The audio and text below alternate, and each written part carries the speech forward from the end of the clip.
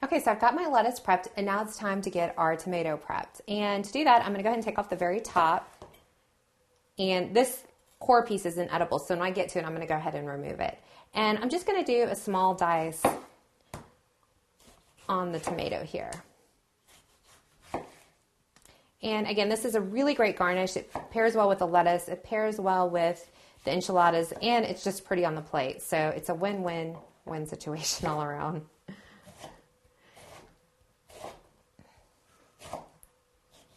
You can even, once you, and I'm going to remove that core piece like I mentioned earlier, you can even, once you do all these, make a little pico out of it if you'd like, or toss it with a little bit of lime juice for a little extra flavor.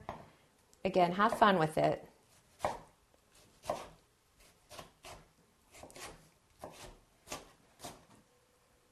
right, and a little piece that we forgot over here.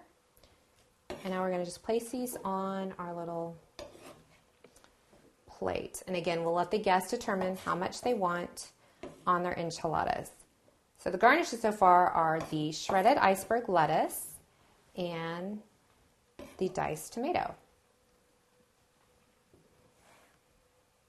I'm going to go ahead and finish this one off.